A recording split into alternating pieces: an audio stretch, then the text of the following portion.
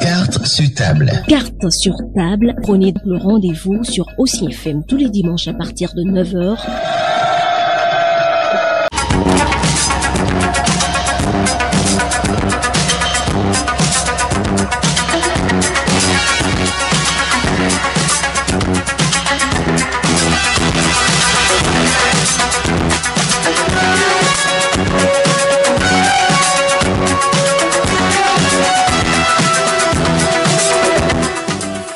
Auditrices, auditeurs, chers amis téléspectateurs, bonjour, très heureux de vous savoir nombreux sur les différentes antennes des médias du groupe de presse Le Matinal. Merci d'être là et voici votre émission sociopolitique hebdomadaire, Carte sur table, le 16e numéro de l'année 2018.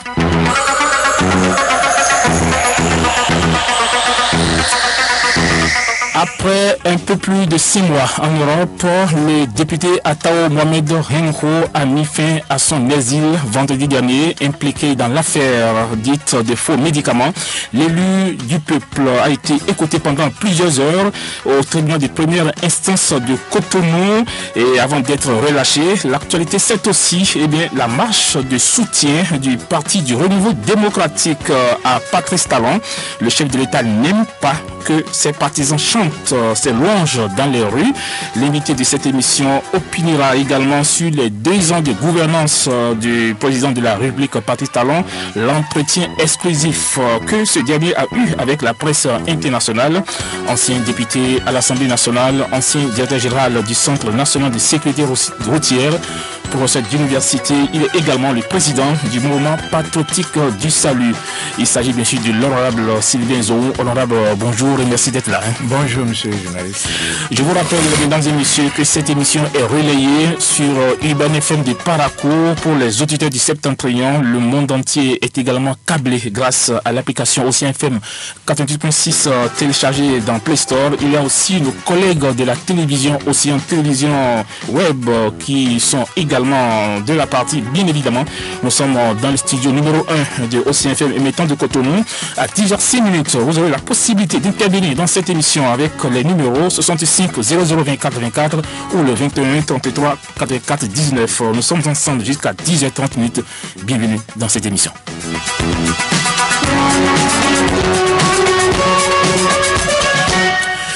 Honorable Sylvain Zou, rebonjour et merci surtout d'avoir accepté notre invitation. Merci beaucoup, c'est vous que je vous remercie surtout. Voilà.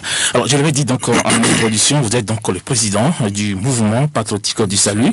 Vous avez pris donc les rênes de cette formation politique il y a de cela 1 an. Dites-moi d'entrée de jeu comment se porte le MPS. Merci beaucoup et je salue d'abord les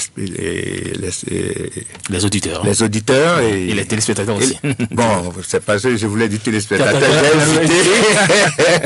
Tout à fait. Je salue les auditeurs, les téléspectateurs pour cette invitation. Et comme nous n'avons pas beaucoup de temps, je ne vais pas trop rester sur ça. Le mouvement patriotique du salut est un mouvement. Était un mouvement. Et avant l'avènement de le président Patrice Talon. C'est ça.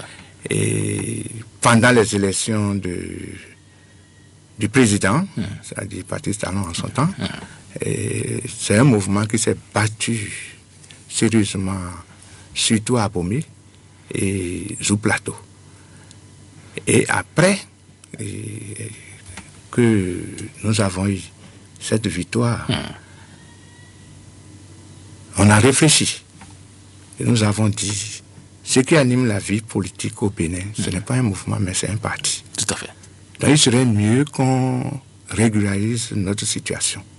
C'est ça qui nous a amenés à aller vers transformer le mouvement patriotique du salut en mouvement patriotique du salut Wenoussou. C'est ça. Nous avons ajouté Wenoussou parce qu'il y a un PS qui était déjà inscrit au ministère. Donc c'est pour ça que nous avons ajouté Wenoussou. C'est ça.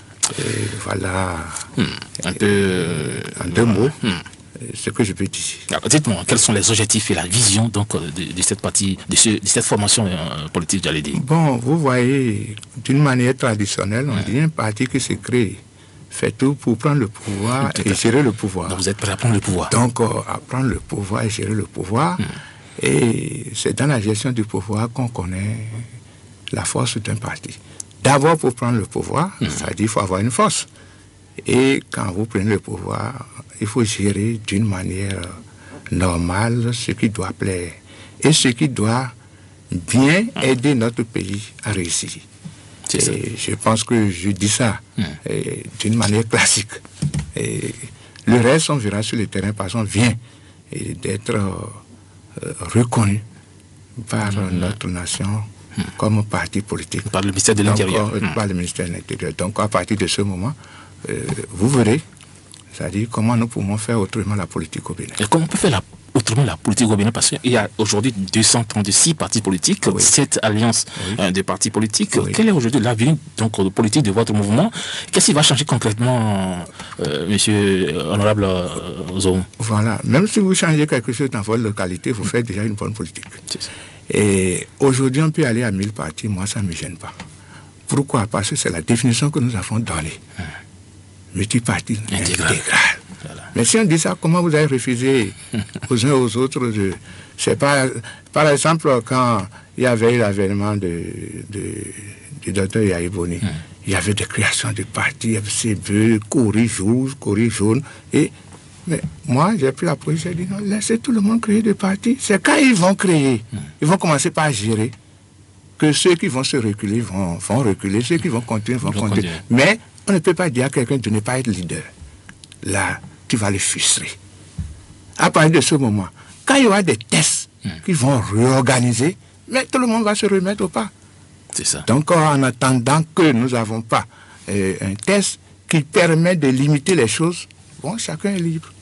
Voilà ce que je dis. Alors, entre-temps, votre formation politique, le MPS et le FCBE, c'est vrai que c'est n'est plus le parfait amour depuis quelques temps. Pourquoi vous avez décidé de claquer la porte au niveau de FCBE? Non, ce n'est pas le MPS qui a claqué la porte à FCBE, c'est Zoum Sylvain qui a claqué la porte. Ah, c'est Zoum Sylvain, oui. C'est votre président. Oui, c'est deux choses différentes. Et je pense que... Le MPS n'était pas dans la non, c'était ça? Ça a soutenu fortement le président Patrice Talon. Et c'est là où... C'est-à-dire, ne prend pas une décision en l'air. J'ai vécu quelque chose. C'est ça. Des expériences. Et après, il faut s'asseoir, analyser, faire la synthèse et réfléchir. Au moment où on animait FCBE, moi particulièrement, Zoum Sylvain, parce que chacun a ses expériences au niveau de FCBE. L'humiliation a débordé le vase. Et juste après les élections communales, moi, je n'étais plus dans la peau de FCBE. Donc depuis 2015, en réalité? Je n'étais plus dans la peau de FCBE. Les élections communales, c'est 2015 ou 2016. 2015. Pourquoi? Parce que chaque fois que vous êtes quelque part, vous vous battez. Et ça finit toujours par une humiliation notoire. Ce n'est pas parti dans un parti politique pour les beaux yeux de quelqu'un. Pas du tout. Chacun a ses intérêts. Et quand vous êtes quelque part, on vous tue politiquement dans votre localité, on n'a rien apporté à la localité. Parce que une localité a besoin des fils qui doivent, si le fils a le courage de faire la politique, c'est par rapport à sa localité. Et par rapport à lui-même.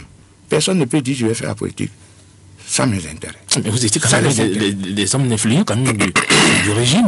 Qu'est-ce qui s'est passé? Pourquoi vous parliez monsieur, donc d'une humiliation comme ça vous avez utilisé un terme. Qu'est-ce que vous avez dit tout à l'heure? Je suis... Vous faites partie des hommes les plus influents. Influents, apparemment. Influents, apparemment. Parce que si vous êtes dans un régime et que le patron ne vous permet pas d'évoluer, vous ne pouvez pas évoluer. C'est plus dur que même l'opposition vous fasse face. C'est vrai qu'on a entendu dire, on aura besoin, allez-y. Mais bon, ça dit, je ne voulais pas trop rentrer parce que, mais quand vous forcez, et attendez, je vais donner quelques exemples simples. Vous êtes quelque part, on s'est battu, personne ne m'a amené vers Dr Yahya Boni, c'est moi-même. Je suis parti vers Dr Yahya Boni. Donc c'était mon choix en sortant. Effectivement, nous avons fait ce qu'on peut. Et il faut aller voir, faire la genèse de la politique dans le 12e arrondissement et surtout à Kadian. Avant l'avènement de Dr Yahibouni. Mais la RBA a 90%, 85% des voix. Mais les élections de 2006 ont montré quelque chose de très fort. C'est ça là qui a fait que ils m'ont proposé une tête de liste. C'est ça. En 2007. J'ai même refusé, j'ai dit placez-moi deuxième. Mais je remercie tous ceux qui avaient fait ça. Les ministres ont dit, tout le monde, non, c'est vous. Et Dr Yahibouni m'a dit, bon, laissez, j'ai à la tête de liste. Excusez. Donc, on s'est battu. On a eu 2 sur 5. Ce n'est pas petit. C'est ça. Mais arrivé à l'Assemblée, moi, je n'aime pas trahir. J'ai joué jusqu'au bout. J'ai joué jusqu'au bout. Et le président même a dit, les 33 députés qui m'ont sauvé, je leur serai reconnaissant. Bolignaï qui disait ça? Mais j'ai fait 3 ans sans qu'on ne m'appelle même. C'est-à-dire sans qu'on ne me considère plus. Et pourtant, parmi les 33, il y a quand même des gens qui allaient régulièrement. Bien sûr, qui sont nommés. Ils sont nommés. Ministres et tout ça là. Mais s'il y a un événement et je suis à côté de lui, voilà, fidèle des fidèles. Mais fidèle des fidèles, est-ce que c'est de ça que moi j'ai besoin? Non. Je n'ai pas besoin de mots fidèle des fidèles. J'ai besoin. Et maintenant, les élections arrivent. Élections législatives. Oui. Je ne peux pas dire que obligatoirement c'est Zomou Sylvain qui doit être tête de liste. Voilà. La preuve est que moi j'ai été tête de liste en 2007. Mais d'autres ont suivi. Mais si sur le terrain, ça s'affirme que je peux être tête de liste, mais laissez-moi être tête de liste. Sinon, deuxième, c'est pas encore grave. Moi, on me place suppléant de Tchabi. De Tchabi, hein, le fils du président Bolignaï. Les gens ont dit non, il faut refuser, il faut faire. J'ai dit non, je n'aime pas créer de polémique. J'ai accepté. On dit les élections communales, on va corriger. On me place tête de liste 12e arrondissement. Au moment du dépôt des dossiers, on enlève mon nom, on remplace par Yvoli. Pour les élections communales? Communales, quand même. Le 12e arrondissement. À la veille, vous étiez informé que vous étiez quand même tête de liste? Dans tous les cas, vous voyez, il y a une confusion totale qui est créée. Mais, on me garantit, c'est toi tête de liste. Mais, à la fin, on trouve que je suis plus tête de liste. Moi, ancien député, professeur d'université, je n'ai pas commencé la politique maintenant. Tout ça là, et qu'on soutient un président fortement, et que chaque fois, c'est un jeu comme ça, ce n'est pas possible. Et qu'est-ce que Bolignaï vous a dit après non, il a constaté, vous le connaissez, il n'est au courant de rien. Chaque fois, il n'est au courant de rien. Mais, nous avons fait un acte où il a été obligé de nous appeler. Parce qu'à l'approche, on a sorti des posters, on a dit votez tous sauf FCB. On a affiché dans le 12e. Et quand il a vu ça maintenant, il a commencé par m'appeler. Moi qui n'avais plus de... Donc il m'a appelé avec M. Adotani. On était partis. Bon, je ne peux pas tout dire. Dans tous les cas, c'est qu'il ne connaît pas, il ne sait pas que je n'étais pas tête de liste. Moi, j'ai ri tout simplement. Et il dit, que c'est nous qui avions sorti les posters. Oui. Il dit, qu'on a mis une croix sur lui. Non. Pas sur vous. Sur ceux que vous avez dit de concevoir les listes là. C'est sûr. Bon, le débat continue. Puis il a dit, pardon, qu'elles sont faites, je ne savais pas, et autres. Et on a fait près de 3 heures de débat. Bon, moi j'ai fini par dire, bon, monsieur le Président, nous allons nous battre pour que vous ayez un conseil. On a fait ce qu'on peut. Mais, juste à partir de là, moi je n'étais plus dans la peau du FCB. Et il y a beaucoup de gens qui ont compris. Et c'est là où le mouvement patriotique du salut chez moi à Bomé, des cousins sont venus me voir pour me proposer le poste de président d'honneur que j'ai accepté. Et quand les élections présidentielles étaient arrivées, comme le docteur Bouliani ne m'a même pas appelé pour dire bon, j'ai choisi un candidat et autres, les gens sont venus me voir pour dire on ne peut pas faire Zissou. Ah bon, oui, c'est talent. J'ai dit fais vert.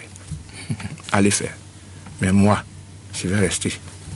Donc, en tant que président d'honneur, ne mettez pas mon nom en SL, faites tout sans moi. Et il y a certains journaux qui ont écrit des choses en son temps. Pourquoi? Parce que le siège était chez moi à Bomé. Le siège du mouvement. De mouvement qui a soutenu Talon International. Là, ça, vraiment, des gens ont dit comment ça. En politique, en politique, quand même. Voilà. Donc, c'est ça qui a... déjà que, bon, Laurent Zon est... Voilà. Et ce que je pouvais en sourdine, bon, je le faisais pour pouvoir les soutenir un peu. Et ça s'est bien passé. Donc, juste après les événements, bon, tout est terminé. Donc, j'ai jeté le masque et puis je me suis présenté. Donc vous avez tourné définitivement au Foscol pour le bien émerger. Voilà. Donc d'une manière résumée, voilà comment ça s'est passé.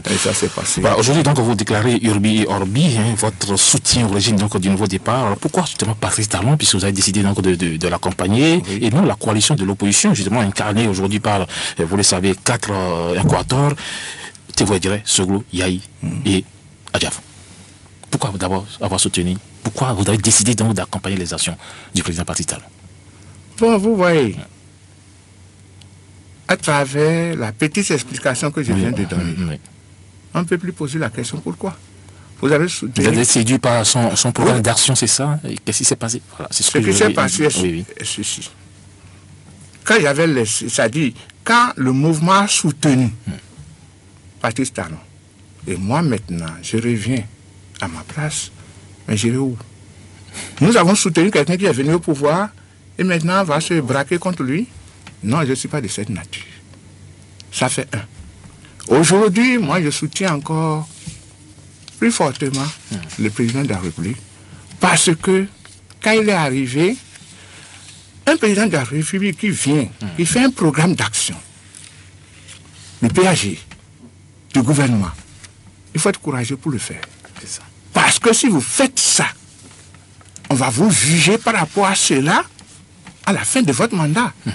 Donc, c'est ça qui m'a d'abord séduit. J'ai dit, quelqu'un qui fait ça, même s'il réussit les 60% de son programme, c'est déjà quelque chose. Au lieu de dire, on avait un programme avant de venir et tout ça. Maintenant, il a dit, je suis arrivé, voilà ce que je vais faire pendant les 5 ans. Donc, ça veut dire, il nous a mis dans la main une boussole. C'est ça. Quelque chose pour le juger à la fin. Il faut être courageux pour le faire. C'est ça. Deuxième chose qui m'a séduit, vraiment, c'est l'installation des préfectures, qui est restée longtemps. Et quand on veut faire, on dit, si je fais, je peux échouer. Les calculs politiques. Mais quand on est dans cette option-là, on ne peut rien faire de bon. Parce que on dit, si vous faites ça, vous allez échouer aux élections prochaines. Et vous trouvez que c'est bon, et vous dites, je ne vais pas faire. Mais, lui, il est arrivé, il a réglé ça d'une manière vraiment intelligente et très rapidement. Mais j'ai dit, mais vraiment, ce monsieur-là, il peut faire des choses. Parce qu'il n'a pas craint. Si tu ne crains pas le prochain mandat, tu peux faire beaucoup de choses.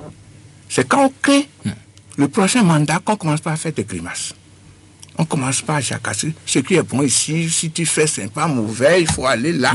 Non. Deuxième chose qui m'a vraiment séduit. C'est ça. Et je pense que jusqu'à présent, l'homme n'est pas parfait. Si même moi qui suis ici, je ne commence pas à faire des choses, il y a des choses qu'on va me reprocher. Ah, ça c'est pas bon, ça c'est mauvais et autre. Tout ce que je vais lui dire, il n'a qu'à être à l'écoute et continuer de faire ce qui est bon. C'est ça. C'est ça. Je ne veux pas aller trop loin. Justement, nous allons revenir sur le bilan donc, des 2 ans de gouvernance du président de la République tout à l'heure, bien sûr. Juste une petite parenthèse, honorable Céline Zoum, pour dire que l'actualité, vous savez très bien, c'est le député Ataou Mohamed Henro qui a mis fin donc, à son exil depuis vendredi dernier. Il a été reçu par le juge d'instruction dans le cadre de l'affaire dite de faux médicaments. Alors, après plusieurs heures d'interrogatoire, bien sûr, il a été relâché. Écoutons rapidement le procureur de la République, Gilbert Togbolon, sur le sujet. Le juge du premier cabinet d'instruction du tribunal de première instance de première classe de Cotonou a reçu M. Ataou Henro, qu'il a inculpé et a rendu une ordonnance tendant au placement en détention préventive. Conformément au code de procédure pénale, la procédure a été transmise au juge des libertés et de la détention qui, à l'issue de son audience, a pris une ordonnance de refus de placement en détention préventive. Il me paraît important de rappeler que le juge d'instruction avait précédemment décerné un mandat d'arrêt contre M. Ataou Henro. Ce mandat a été délaissé aux officiers de police judiciaire pour exécution. À l'instant, le procureur de la République après le tribunal de première instance de Cotonou, Gilbert Togbolon. Alors, le juge des libertés, il vient donc de le dire, et de la détention, donc après une ordonnance de refus de placement en détention préventive conformément donc, au code de procédure pénale. Alors, ça vous a surpris honorable Zoum, par rapport à cette affaire dite de faux médicaments, l'arrivée du député Ataou Mohamed Henro, parce qu'il était quand même hors du territoire depuis 5 mois. Tout d'abord, honorable Henro Ataou est un Béninois. Il faut partir de là. Donc il est revenu chez lui. Je pense que si vous avez une maison, vous êtes d'une collectivité, et vous avez commis un acte qui ne va pas, il ne faut pas fuir. Il ne faut pas aller à l'exil. Parce que si vous restez là-bas, vous allez chercher à revenir. Moi, je préfère. Ce qu'il a fait est bon. Il revient et on juge, on voit si par exemple, il n'y a rien de grave, vous retrouvez votre liberté. Mais s'il y a quelque chose, il y a des lois, il serait mieux de venir subir ça ici. C'est une encore oui. Ce qu'il a fait est un bon geste. Moi, je le félicite. Maintenant, le reste, je ne peux rien dire dessus. Pourquoi? Parce que je ne suis même pas un homme de droit. Effectivement, j'ai été député, mais je ne suis pas un homme de droit. Tout ce qui reste, je vais demander à ce que cela soit jugé dans les normes. C'est tout. C'est vrai que Ataou Mohamed Henro a fait savoir qu'il aurait été bastonné par des policiers en civil.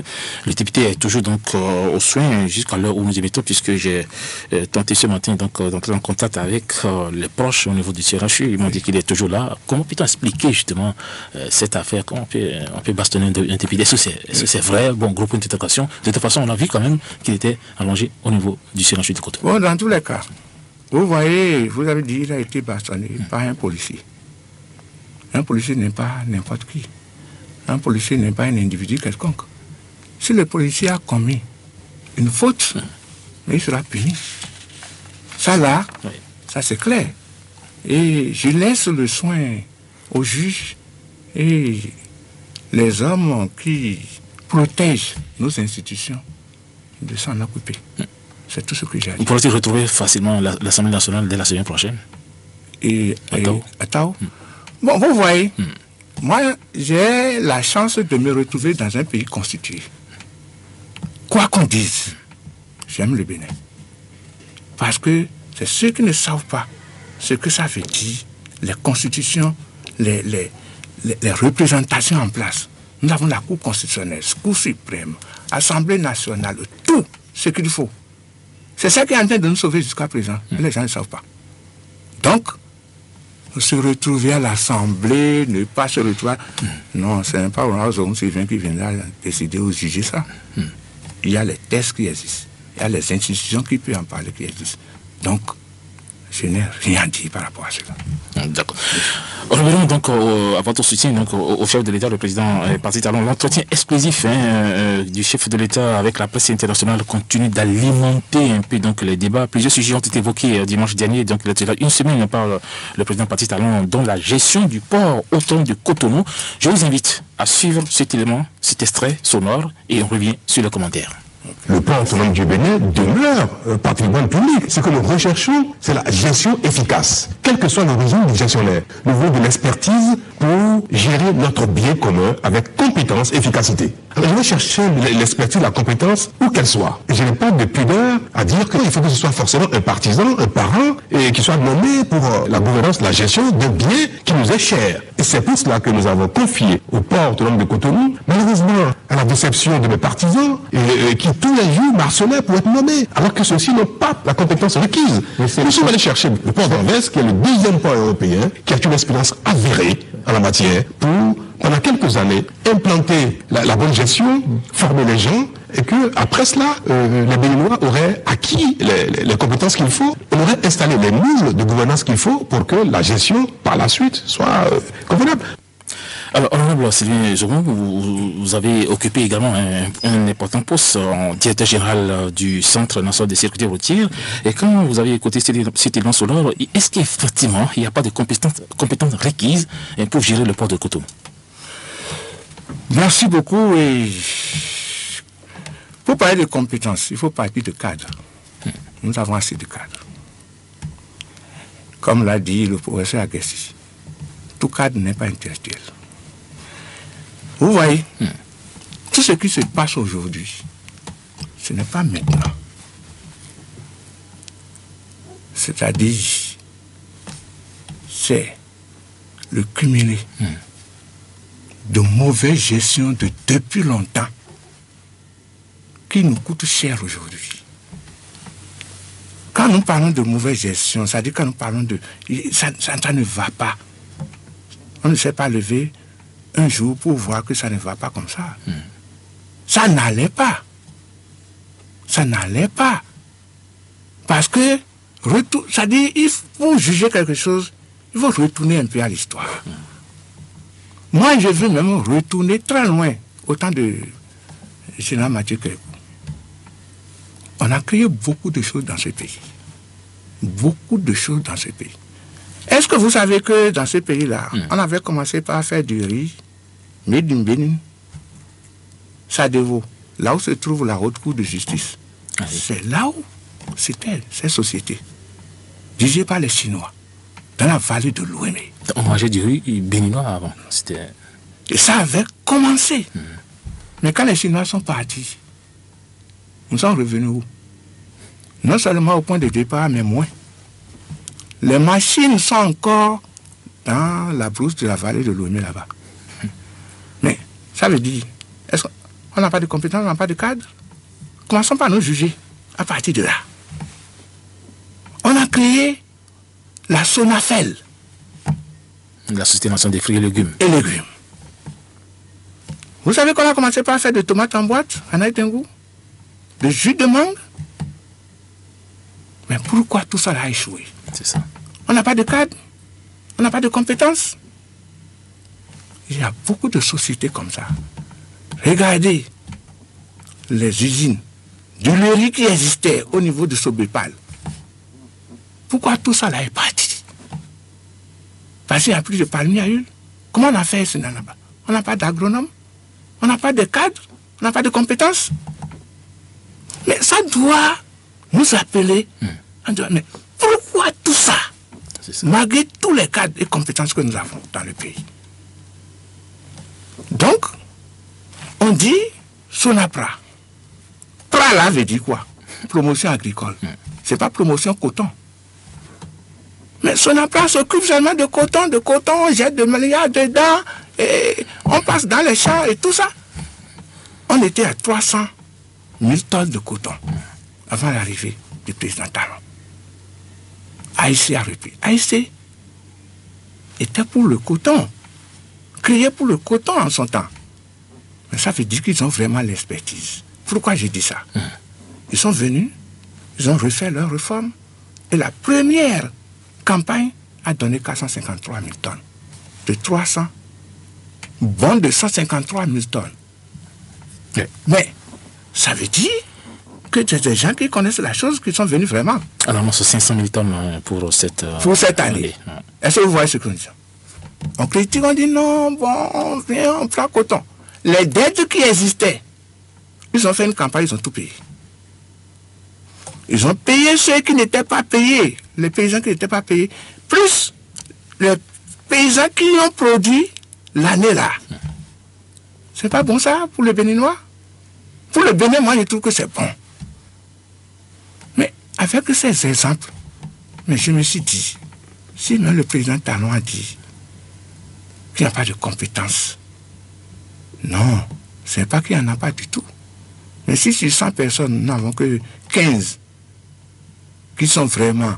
Ce n'est pas la compétence, c'est une question de foi, de volonté. La mentalité, c'est la mentalité. C'est qu'on vient parce que vous pouvez être bien techniquement, mais sur le plan gestion, si vous pensez trop à vous, si vous vous formez de clubs pour bouffer, mais ce n'est pas bon pour le pays. Toutes les sociétés sont politisées aussi à un moment donné. Le chef d'État les envoie. Oui. Vous voyez. On doit pouvoir envoyer des enveloppes au président, au ministre. Moi, je ne sais pas ça. Parce que quand moi j'ai été DG, je n'ai pas fait. Ah bon? Donc, non. Allez faire des enquêtes. Vous êtes des journalistes. Sur la pression des ministres, je n'ai pas fait. Mais si on vous demandait de le faire, c'est le faire. Je ne sais pas pourquoi ils sont venus auprès de moi pour demander. Parce qu'ils connaissent un peu peut-être ce qu'on s'est fait. Parce que si il y a quelque chose que toutes les directions doivent donner pour une activité, oui. Mais pour un ministre, va me prendre 2 millions ici, je n'ai pas fait. Même la présidence, je ne sais même pas pourquoi. Même le président de la République ne m'a jamais demandé ça. Parce que vous connaissez. Non, je ne sais pas. Dans tous les cas, on sait que si ça vient, moi... Bon, c'est pas qu'il n'y a pas eu de tentation. Il y a eu des choses, il faut donner de marché, il faut... Mais peut-être comme ils ont remarqué que ce type-là, il ne cède pas. Peut-être. Peut-être pas, je sais. Jusqu'à présent, il y a des gens qui me jugent ingrat. Oui, ingrat. Mais je préfère être ingrat et être libre. Bon, dans tous les cas, moi je dis que si nous avons eu tout ça, et que chaque fois qu'on crée, ça tombe, ça meurt, et on revient au point de départ chaque fois. Mais réfléchissons pour voir, mais qu'est-ce qui se passe? Qu'est-ce qui se passe? Donc à partir de ce moment, quand il manque de compétences, il n'y en a pas, c'est pas qu'il n'y en a pas. Beaucoup de gens estiment que c'est une insulte à l'intelligence béninoise. Le chef ne devait pas dire un certain nombre de choses vis-à-vis... Bon, et vous voyez, à premier abord, si on ne fait pas d'analyse, comme ce que je suis en train de faire, on peut le dire.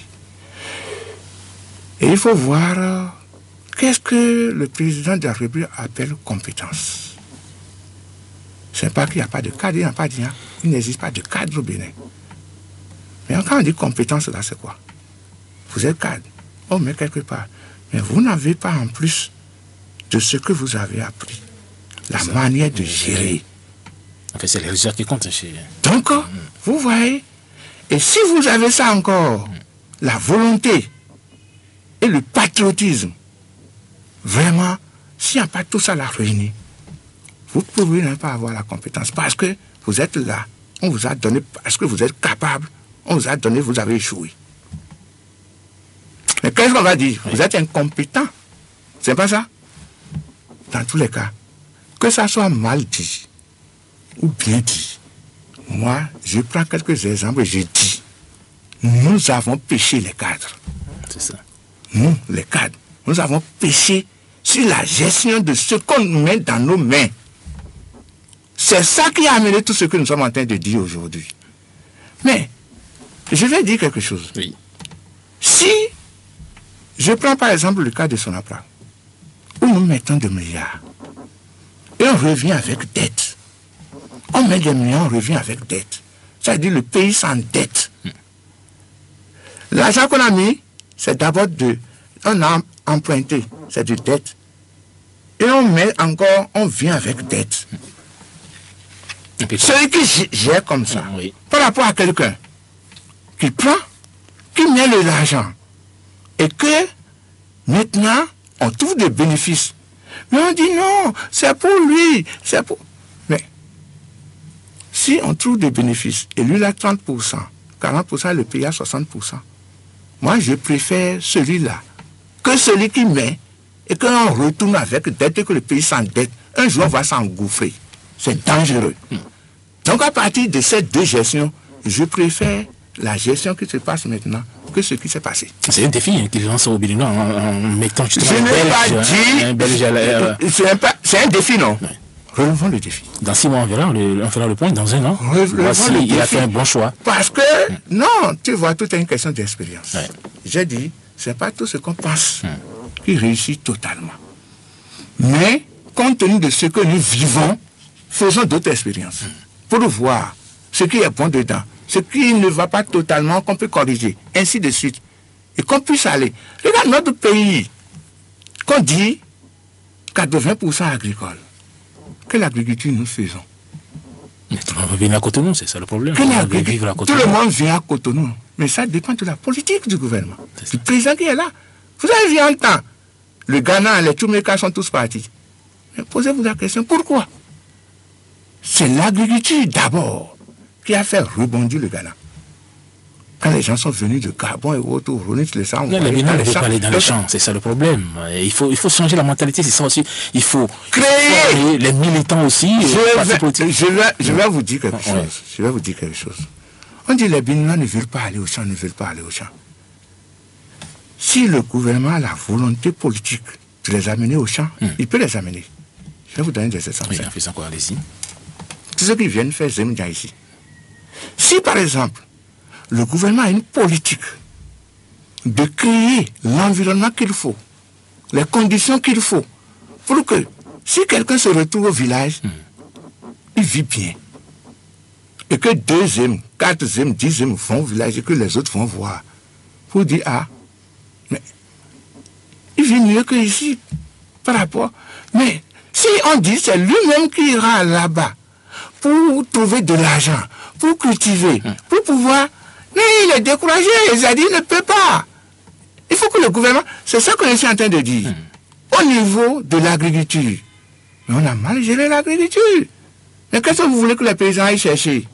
Maintenant qu'on est en train de mettre un système agricole en place, je n'ai pas encore tout vu, mais j'ai vu, c'est-à-dire j'ai appris un certain nombre de choses. Concrètement. Qui est pratiquement dans tous les champs, hein? Mais non seulement ça, mais on est en train de mettre maintenant un système en place pour pouvoir absorber les jeunes. Je pense qu'ils sont arrivés à une étape où la réalité va commencer. J'attends 6 mois pour voir. Si par exemple on commence par le faire et que les jeunes trouvent que en allant au champ, je me retrouve bien. Mais pourquoi qu'est-ce qu'il va chercher ici? Parce que tous ceux qui sont venus à Cotonou, c'est pour chercher des jobs. Mais on dit, on parle de chômage. Il n'y a pas d'emploi. Mais moi, je ris. Notre emploi au Bénin, ce n'est que la fonction publique. La fonction publique va absorber combien de Béninois? Mais l'emploi, on dit, il ne trouve pas d'emploi, il ne trouve pas. Mais il faut que ça existe d'abord, non? Si l'emploi n'existe pas, on peut aller trouver. Et l'emploi existe comment? L'emploi existe par rapport à l'agriculture, voilà. La base fondamentale, parce qu'on n'a pas de mine. Deuxième chose, quand l'agriculture va bien se développer et que nous aurons de produits, mais et qu'on ne peut plus, c'est là où les petites industries de transformation commencent par se créer. Et quand ça se crée, ça va absorber qui? Les jeunes. Nous sommes d'accord. Mais les gens qui quittent l'extérieur, qui viennent voir notre pays, pour pouvoir s'installer ici, mais quand ils repartent, vous les voyez à la télé, ils repartent. Combien retournent vous voyez? Personne. Pourquoi? Parce que notre système en place n'est pas bon. Le système financier en place n'est pas bon. Ça ne leur garantit pas confiance. Vous amenez un dossier, vous allez voir des gens, on demande d'abord quelle est leur part. La part de qui? Par rapport à ce que je vais amener à ton pays? Mais celui-là qui va, s'il va au Burkina, il va partir, non? Oui, c'est vrai. Donc, maintenant, le président Patrice Talon est venu, il est en train d'assainir.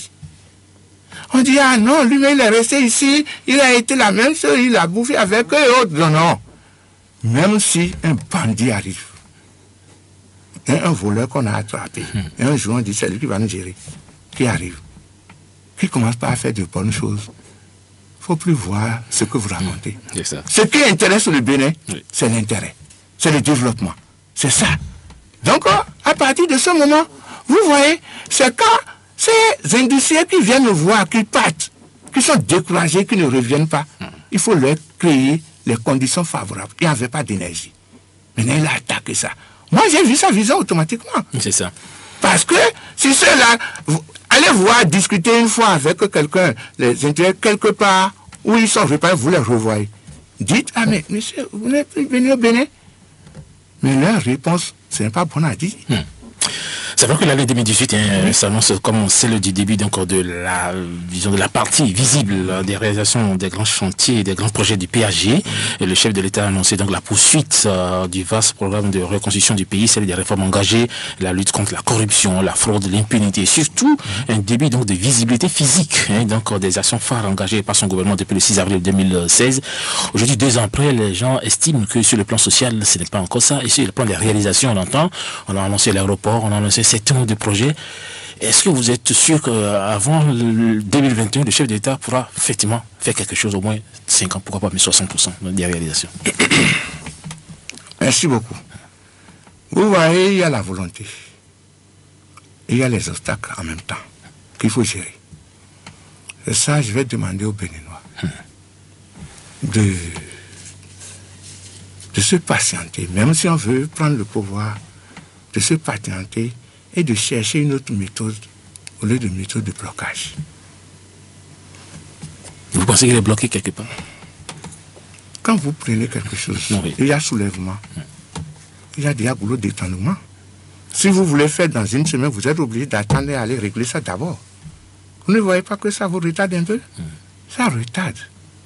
Ça retarde. Moi, je sais que, tel qu'il est parti, il fera les 60%. Il fera les 60%. Parce que ce qui nous tue au Bénin, on voit vite l'échec de l'autre. Pourquoi? On n'est pas Dieu. Ah, il a commencé. Laissez-le faire. C'est la fin qu'on peut le juger. Mais il commence, on juge. Mais on commence quelque chose, on parle de réforme et autres. Sans réforme, on ne peut pas continuer compte tenu de l'état du pays que vous êtes venu voir. Mais vous allez continuer comme ça, sans faire l'état des lieux et faire votre réforme parce que vous n'êtes pas dans le même schéma. C'est parce qu'ils ne se trouvent pas dans le même schéma qu'avant qu'il est obligé de faire des réformes. Mais pourquoi les Béninois souffrent autant avec les réformes du président Talon? Justement. Pourquoi ils souffrent? Ils souffrent parce qu'on avait mal été géré. Nous, Béninois, là, nous souffrons parce qu'on a été mal géré. On nous a donné une éducation mauvaise. On nous a donné une éducation où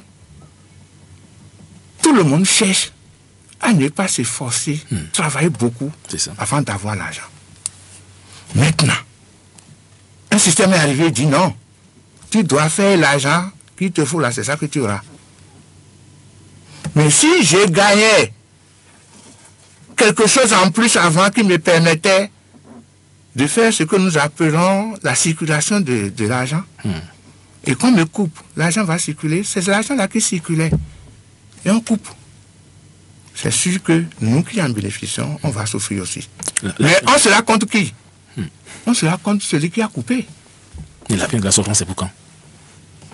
Je ne suis pas Dieu. Ça peut être même pour dans un mois. C'est possible. Ça peut être pour 1 an ou 2 ans. Ça peut être même pour 5 ans. On a annoncé 500 000 emplois pour 5 ans, mais pour l'instant, le ministre Biotchané de l'Habité avait annoncé dans une conférence de presse 68 000 pour l'année 2017 et un peu plus de 42 000 pour le premier trimestre. Est-ce que c'est pas un deçà de ce qu'on entendait du chef de l'État? Je ne suis pas statisticien. Et je ne suis pas... Oui, vous pensez qu'en un an, on peut avoir 200 000, 300 000 emplois? Vous voyez, quand on est en train de faire une réforme, ça doit finir. Ça mise en application. Quand même, nous sommes scientifiques. Il y a des démarches que nous devons faire. C'est bien ça. Donc, à partir de ce moment, je ne peux pas dire, ces personnes ont parlé de 68 000 maintenant qu'on ne va pas atteindre. Il peut y avoir une année où on peut avoir 200 000. C'est ça. Pourquoi je le dis? Vous voyez toutes les agences qu'on est en train de mettre en place au niveau de l'agriculture, au niveau du sport, au niveau 2, au niveau 2, au niveau 2. Les conditions que nous sommes en train de créer aux industriels pour leur permettre de venir, venez. Et quand ils viendront s'installer, qui sont ceux qui vont travailler dedans? C'est les Béninois. Du haut gradé jusqu'au petit, parce que quand on va créer quelque part, je suppose l'aéroport est créé un jour. Mais ce n'est pas les 4 seuls qui vont travailler. Même ceux qui poussent les chariots vont travailler. Donc, à partir de ce moment, quand cela va venir, et ça va absorber un grand nombre, au cours de cette année-là, on ne va plus parler de 50 000. Donc, vous voyez, laissons, ça dit soyons patients. Mais c'est difficile. Ça, c'est normal. Par exemple, nous prenons les femmes qui souffrent maintenant, c'est normal. Parce que la politique passée a permis à ce qu'il y ait des possibilités d'activité pour que dans la journée, on donne 5 000. Donc, vous voyez, il y a un chômage technique terrible qui s'est créé. Et celui-ci a dit, lui ne veut pas faire ça. Ça. Mais l'argent là qu'on donnait, qui partait, si on regroupait pour créer des choses d'emploi et autres, mais un jour, celui qui souffre maintenant va trouver qu'on a fait un concours.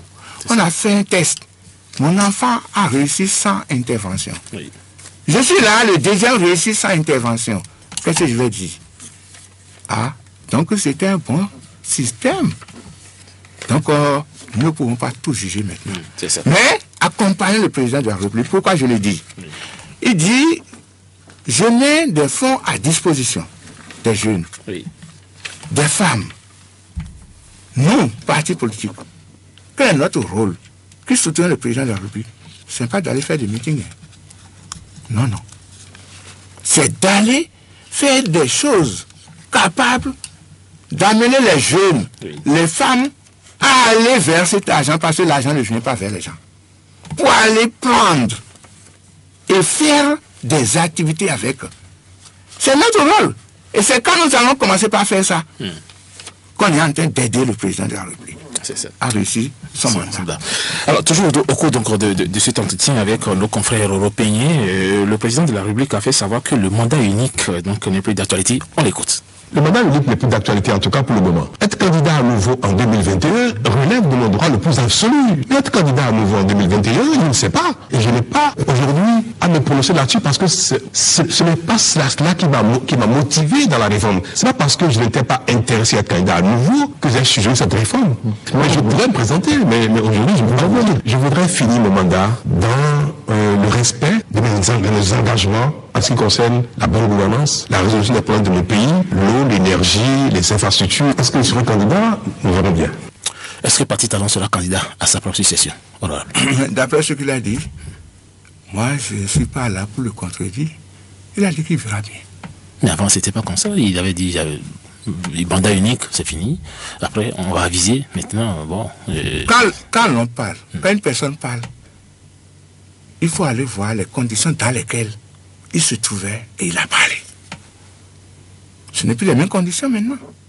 J'ai dit, je veux un mandat unique. C'est ça que moi je veux. Le peuple dit non. C'est qui le peuple? C'est l'Assemblée nationale, les 23 députés à l'Assemblée nationale. Vous ne reconnaissez plus l'Assemblée nationale comme le peuple? C'est grave. Non. C'est les élus du peuple, ça c'est clair. C'est les élus du peuple, représentants du peuple. Parce que tout le peuple ne peut pas venir à la télé, parler, dire. Donc, c'est le peuple qui a parlé. Et le peuple a parlé selon les tests. Même si c'est 10 personnes qui disent non. C'est la minorité. Ça veut dire que les tests ont montré que, dans ces cas, la minorité peut jouer. Quand on dit que c'est la majorité à l'Assemblée qui fait passer, mais je dis non. La minorité peut être très forte. Et donc, à partir de ce moment, où on dit maintenant c'est 2 mandats. Mais, qu'est-ce que lui va dire? Si à la fin, sa gestion est bonne et qu'il trouve qu'il peut continuer, mais il a le droit absolu de se présenter. C'est tout ce que je vais dire. Et ça là, ça c'est le président Baptiste Talon et nos hommes Sylvain. Et si c'est présenté, vous allez toujours l'accompagner? Mais attends, il a mis quelque chose en place. Nous sommes en train de suivre, non? Et on fera tout pour que cela n'aille pas au chaos, que ça réussisse. Si ça réussit, et il dit, mais je continue, pourquoi ne pas l'accompagner? Quelque chose qui réussit pour ton pays. Et celui qui a fait ça dit, je me présente pour continuer. Tu vas dire non, parce que tu as réussi, moi je ne vais plus voter pour toi. C'est de la folie ou bien, je ne sais pas. Voilà, il y a une autre formation politique qui s'est fait remarquer ce week-end. Il s'agit bien sûr du Parti de Renouveau démocratique qui a justement marché hier pour apporter son soutien au chef de l'État. Le président Patrice Talon n'aime pas que ses partisans chantent ses louanges dans les rues. Comment peut-on expliquer aujourd'hui cette marche du PRD alors que le chef de l'État n'aime pas ça? Est-ce que c'est une opération de charme? Comment peut-on expliquer ça aujourd'hui? On a besoin forcément de marcher pour soutenir quelqu'un. Je ne suis pas dans le bureau politique de PAD. Mais de loin, comment vous avez apprécié ça? Vous? Dans tous les cas, vous voyez, on avait des habitudes. Alors, l'habitude est une seconde nature, on a dit. Peut-être si ça vient, une fois en passant, ça peut se faire. Mais, le président a dit, je ne veux pas. Je n'aime pas ça. Mais s'il trouve que là où on est arrivé, aux autres, ils ont besoin de faire ça. C'est sûr qu'il y a eu une analyse. Un parti politique ne se lève pas comme ça pour faire une action. Et je n'ai pas le droit de juger ce qu'un parti politique a fait. Parce que je ne suis pas dans le cœur des choses. C'est ça. Donc à partir de ce moment-là, celui qui peut bien répondre à ça, c'est un militant de PRD qui peut venir dire la raison pour laquelle ils ont fait. Si le président dit, je ne veux pas ça, je ne veux pas ça. Mais attends, on disait au président, il ne sort pas, il ne parle pas, il ne fait pas telle chose. Comment les gens vont comprendre ce qu'il fait? Et autres. Un jour, il est parti, par exemple, à la plage, là où on est en train de faire. Le lendemain, il dit, ah, parce qu'ils ont fait ça, et le président est sorti. J'ai dit, mais comment? Les Béninois, là, ils veulent quoi au juste? Vous dites qu'il ne sort pas, il ne fait pas, parce qu'il ne pose pas de pierre à tout moment. Les choses là. Mais lui, il a dit, je ne vais pas poser de pierre, mais quand c'est réalisé, je peux aller voir. Les gens sont allés réaliser quelque chose, ils sont arrivés à un niveau. Le populisme, c'est ça. Et il est parti. Et on dit, parce que c'est telle personne qui a fait ça, c'est pour ça qu'il est parti, hein, il est sorti. Parce que Bouni était à Parapon. Ça dit, si le Béninois dit quelque chose, il faut faire attention. Donc, à partir de ce moment-là, moi, je vais demander aussi au président Patrice Talon d'être flexible. C'est tout ce que je vais lui dire. Parce qu'il est en train de gérer un peuple qui a été formé pendant des années, à des habitudes. Mais tu peux tout arracher brutalement, c'est difficile. Donc, si quelqu'un fait quelque chose, il ne trouve pas que c'est grave pour le pays, que c'est pas bon, il n'a qu'à laisser passer. Justement, la coalition de Diéfa qui a été montée il y a de cela 2 semaines pense que le pays est mal géré. Et on retrouve parmi, au niveau de cette coalition, 2 anciens présidents de la République, Bouni Yaye et puis Nicéphore Dieudonné Soglo. Il y a également le professeur Albert Théo Edré et puis le candidat malheureux aux élections de 2016, Adiavon Sébastien. Les 4 qui se regroupent pour monter une coalition fait face donc au président Talon. Est-ce que vous pensez qu'ils peuvent tenir le président Talon? Dans tous les cas, moi je vais demander au président Talon de ne pas s'inquiéter.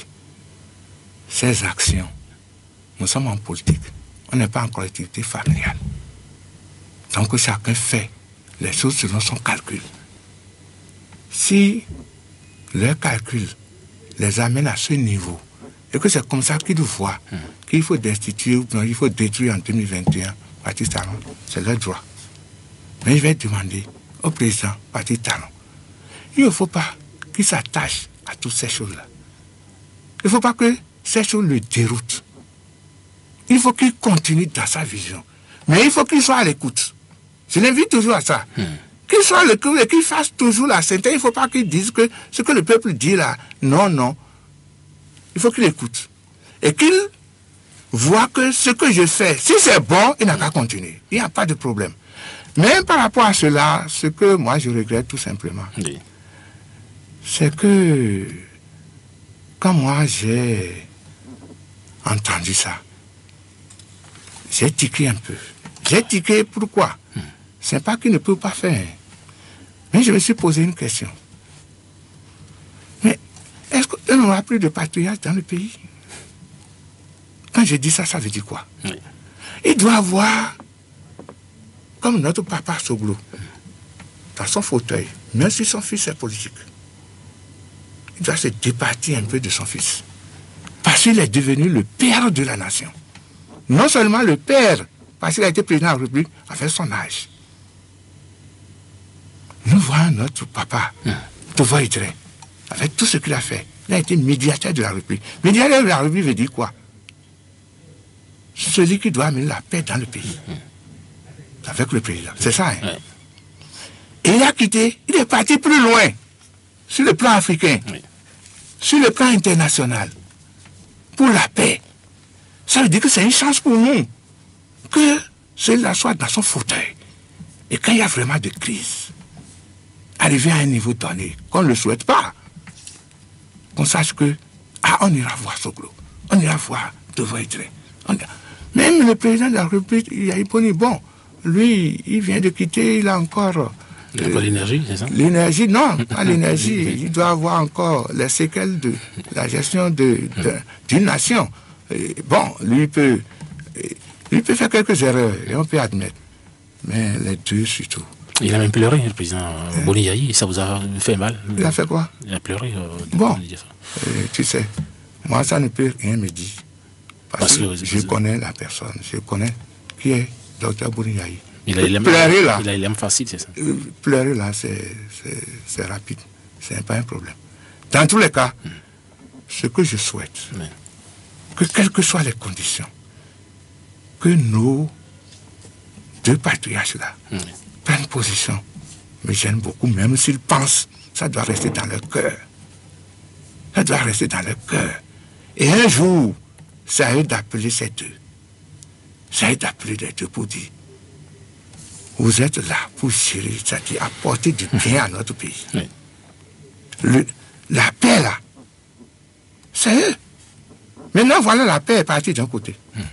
Et si un jour il y a un problème qu'on amène, on va amener vers qui? Parce qu'en allant vers eux, vous savez déjà vous connaissez déjà leur position. Tout à fait. Tranchée. Mais on peut connaître leur position sans savoir. On peut dire, il est déterminé, mais non. Et quand tu vas un peu avec confiance. C'est tout ce qui me fait peur. Mais, quand même, avec ces vieux anciens moulés dans la politique, moi, je ne peux rien dire. Tout à fait. Il est 10h05 dans les studios de Océan FM émettant de Cotonou, même heure du côté de Urban FM de Parakou. Mesdames et messieurs, eh bien, nous sommes donc en compagnie depuis 9h05 de l'honorable Sylvain Zohou, ancien député à l'Assemblée nationale, ancien DG du Centre national de sécurité routière et surtout il est le président du mouvement patriotique du salut MPS Ouenoussou. Nous allons finir par le recensement administratif à vocation d'identification de la population ravie qui prend fin donc demain, 30 avril. Vous avez il y a de cela quelques jours, sillonné un peu le deuxième arrondissement donc, de Cotonou pour sensibiliser un peu la population. Est-ce que vous avez senti quand même un engouement? À la fin, je sais que les Béninois attendent souvent le dernier jour pour sortir. Quel a été le message que vous avez délivré aux populations? Non, j'ai délivré un message, mais malheureusement, nous avons déjà l'habitude de faire les choses à la dernière minute. Vous allez constater partout maintenant, les gens sortent abondamment. Et 6 mois de ravi, et puis c'est la dernière minute. Non, mais tout n'est pas de leur faute. Et parce que depuis moi, je suivais. Parce qu'il n'y a jamais eu de vide. Il n'y a jamais eu de vide. C'est pour cela que moi, je trouve que c'est une opération réussie. Il n'y a jamais eu de vide. Mais, quand les gens arrivent, ils trouvent une longue file là, des choses. Ils disent, bon, je vais revenir, revenir là, c'est ça qui est en train de faire qu'on a le grand nombre aujourd'hui. Ce que moi j'ai dit. Pourquoi je suis parti? Je devais faire, par exemple, là, au moins depuis un moment. Mais je suis. Et je préfère aller au dernier moment pour sensibiliser ceux qui ne sont pas sortis. C'est ça que j'ai fait l'autre jour, et dans le 12e arrondissement. Et j'ai lancé un message, surtout aux jeunes. Parce que j'ai appris qu'on a dit que ça va se prolonger. Je suis parti leur dire, je ne vais pas tomber dans ce piège. Tous ceux qui peuvent sortir aller faire, surtout vous les jeunes là, sortez pour aller faire. Si on dit ça, on ne prolonge pas. On a dit qu'on va prolonger. Mais si on ne prolonge pas. Mais pourquoi maintenant on est en train de faire, vous ne sortez pas? Donc il faut sortir. Parce qu'un jour, ceux qui vous disent que c'est de people, c'est rien, des choses comme ça là, ils ont déjà pris. Hein. C'est ce que j'ai dit. Ils ont déjà pris. Parce que vous vous rappelez de l'épi ici. C'est la dernière minute que les médias ont commencé par venir me voir pour dire « Ah, je n'ai pas pris parce qu'ils ont dit que ce n'est pas sûr. » Et on me dit de les aider maintenant à aller s'inscrire. À la dernière minute, qu'est-ce que j'ai pu faire? J'ai dit, il ne faut pas tomber encore dans ce piège. Allez faire. Parce qu'il peut arriver un moment où pour déposer un dossier, on va dire, mettez ça dessus. Mais si vous n'avez pas, c'est fini. Même si on crée une situation, des conditions pour dire, maintenant, ceux qui n'ont pas fait là, il faut payer 30 000 pour faire. Ça veut dire que toi, pour déposer ton dossier, les autres déposent, toi, tu vas courir pour aller chercher d'abord 30 000, même si c'est 10 000. C'est ça. Pour faire. Donc, sortez, allez faire. Mais, moi, je ne suis pas sûr que tout le monde va se faire enrouler. Mais il y a eu le maximum. On avait annoncé un chiffre de 9 millions, un peu plus de 9 millions sur les 11 millions d'habitants. Ça a dit quand même. Non! Ça a marché quand même, plus ou moins. Mais c'est ça que j'ai dit. Ça a marché. Mais il y a eu les conditions peut-être qui ont fait que tout le monde n'a pas pu. Parce que ce n'est pas une mauvaise volonté pour tout le monde. Au début, bon, des gens hésitaient. Mais après, ça a pris. Ça a pris partout. Et tu vois tout le monde, est-ce que tu as des affaires, est-ce que tu as des affaires? Bon, il se pose des questions. Moi, il dit, ces genre de choses, ne mettez pas la politique dedans. Faites, sinon ça va vous rattraper. Ça. Dans tous les cas, moi, je sais que le gouvernement est là, l'État est là, ils vont prendre les dispositions pour que ce qu'ils disent, s'ils doivent prolonger. Merci, messieurs les auditeurs, et je pense que c'est normal quand un homme parle, et on apprécie diversement. Sinon, c'est même pas bon. Et je vais rapidement parler de... Je vais commencer par le CNSA. Et au CNSA, la réforme des taxes était là avant mon arrivée. Je suis arrivé en 2016, la réforme était là depuis 2014. Et quand je suis arrivé, rapidement, j'ai regardé la maison. La maison ne vit que sur ses ressources personnelles. Il n'y a aucune subvention de l'État. Les gens parlent de salaire, de ce que les gens gagnent au CNSA. Bon, comment j'ai pris la grille, j'ai regretté parce que je ne m'y attendais pas.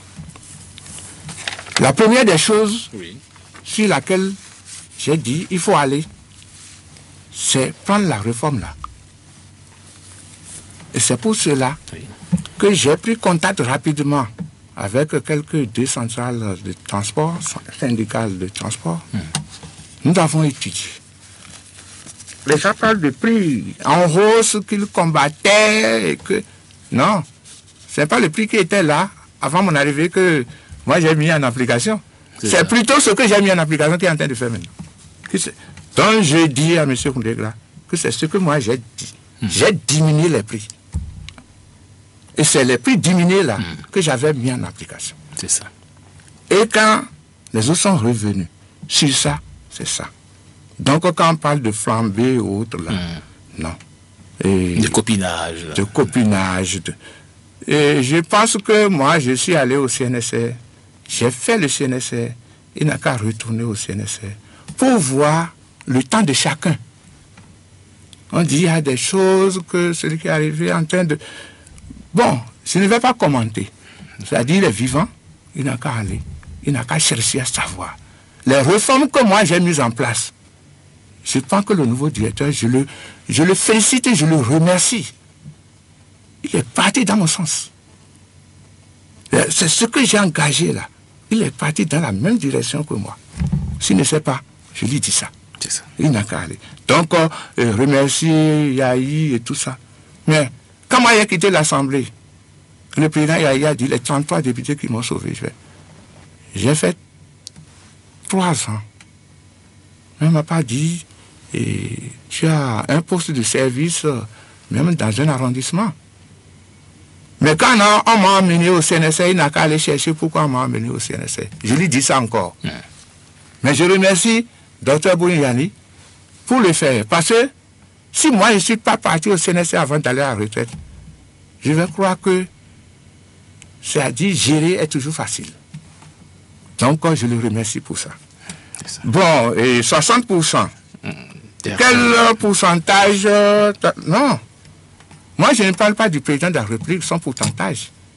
Lui, normalement, il doit atteindre les 100%. C'est ça. Mais, une chose est de proposer, et une chose est d'appliquer, et d'avoir le résultat. Si, dans ce pays, personne n'a proposé un véritable programme, et que lui propose, moi, j'ai dit, pour la première expérience, s'il atteint 60%, ça, c'est Zomou Sylvain qui parle. Ce n'est pas le président Talon qui parle. J'ai dit, ce serait déjà bon. Mais il peut y aller plus. Pazou, ancien président... Les gens qui apparaissent, c'est pour ça qu'on vient en politique pour devenir riche, c'est ça. Bon, vous voyez, tous les présidents de la République qui ont géré le pays, moi, je ne vais pas les remercier. Parce qu'ils font tout et le pays ne tangue pas. Et on vient au bout quand même. Mais c'est pas parce que... Mais le président Soglo, quand il est venu, on dit c'est la catastrophe. Quand il était venu, il a fait ce qu'il peut. Mais quand il a fini, il a fait des pavés et autres. Qu'est-ce qu'on a dit? C'est les pavés qu'on va manger? C'est pas ça. Dès qu'il est parti, on dit ah, c'est encore mieux. Donc, vous voyez, et le Béninois, je leur demande d'être vraiment, parfois, très patient. Et pour faire l'analyse, il faut qu'il soit flexible. Moi, je n'attaque aucun ancien président et autres, et de gouvernement. Non. Moi, j'ai soutenu Dr Bouniani. Mais, je l'ai soutenu, c'est pas que parce que je suis son frère. C'est pas que je suis de sa famille. Je suis un homme politique. Et, au moment venu, moi j'ai dit, ah, tel que notre pays est maintenant là, celui-là, je ne le connaissais pas, hein. Ça dit, j'entends parler de lui. Bien sûr qu'il est à Kajeoum, mais on ne sait jamais parler. Donc, j'ai dit, il faut un économiste avéré. Quelqu'un qui a... C'est tout ce qui m'a poussé vers Dr Bouniani.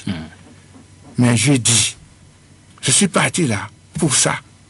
Et pour aussi le développement de mon pays. Et pour moi-même, en tant que politicien, c'est pas pour ça qu'il faut venir me tuer politiquement. Non. Si tu vas quelque part et la personne veut te tuer politiquement, là, elle ne t'aime pas. Donc, j'ai fait mon choix par ma convenance personnelle, que personne ne peut juger. Et à partir de M. Amoussou qui parle de trou, il y a un vrai économiste et autres. Ah non, moi je ne peux pas dire qu'il n'est pas un vrai économiste, il est docteur en économie. Hein. J'ai dit tout simplement, vous voyez, c'est ce que nous sommes en train de dire. J'ai parlé tout à l'heure, je ne sais pas s'ils m'ont suivi, j'ai parlé de cadre et de compétences. C'est ça. Un haut cadre, un bon cadre. Il a géré une institution. Ça a des règles, dans les normes. Tu ne peux même pas dire si tu gères mauvais, c'est grave pour toi. Mais gérer un pays est différent de gérer une institution économique. C'est ça. Donc, quand la politique est rentrée dedans à outrance, c'est un peu plus... Vous ne pouvez plus contenir.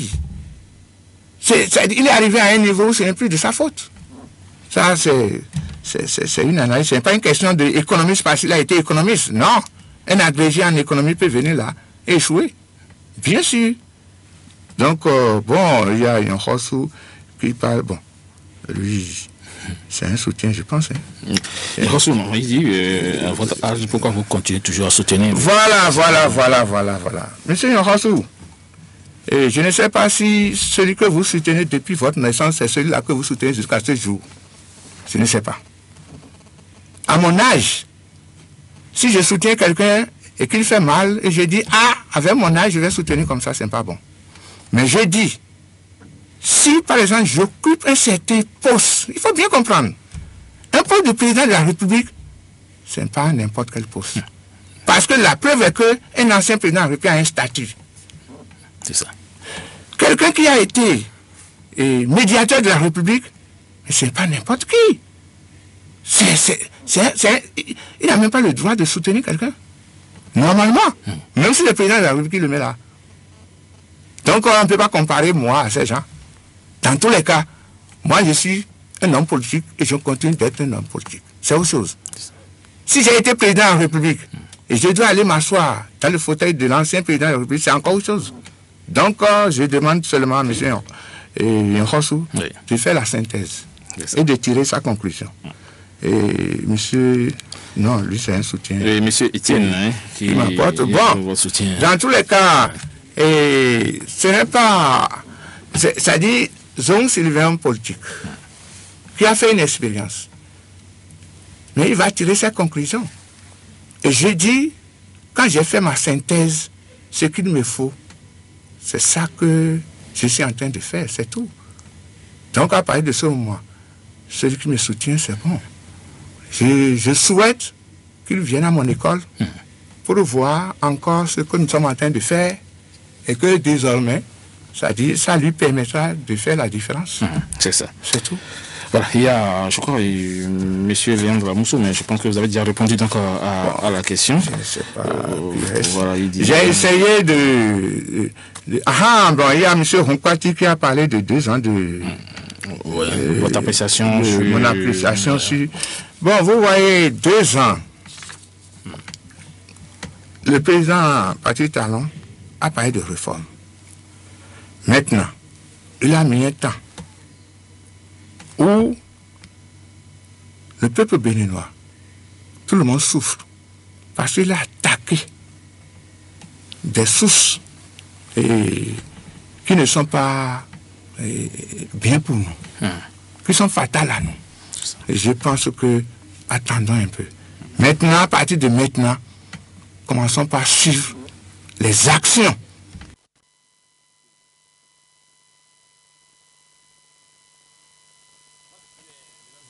Nous sommes pratiquement à la fin donc, de cette émission. Je rappelle à toutes fins utiles que vous n'aurez pas justement la synthèse ou le résumé de monsieur donc, de cette émission puisque mon jeune concert Christbel Mocho est un tout petit peu indisposé.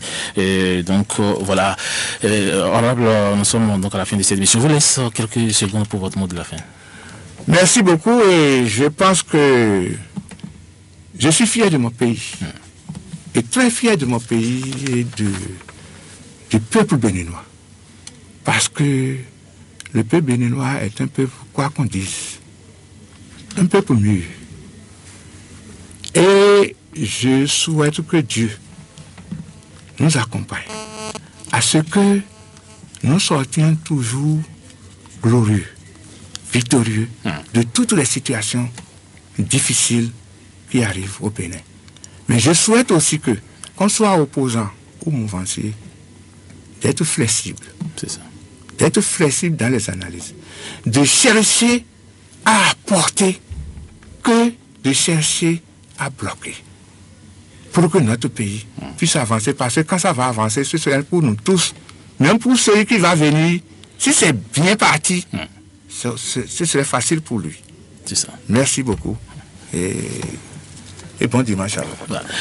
Voilà, le 16e numéro des 4 sur table pour le compte de l'année 2018 se conjugue désormais au passé. Était en studio l'honorable Sylvain Zong, ancien député au Parlement béninois, du Parlement béninois, président du mouvement patriotique du salut Renoussou. Honorable Zong, franchement merci à vous et on se dit à la prochaine. Merci beaucoup. Voilà, 4 sur table, c'est toute une équipe mobilisée. Merci donc à nos confrères de Iban FM de Parakou, Diallo qui était en synchronisation. Un salut spécial au directeur de la radio de Iban FM Parteno Gomez. Merci à toute l'équipe technique de Océan FM dirigée de main de maître ce matin par Roch Boton Credo. Semiat Yissoufou était donc à la caméra pour Océan Télévision Web. Je n'oublie pas également les confrères du quotidien du matinal, Léonce Adjevi et puis Marcus Koudianoumen.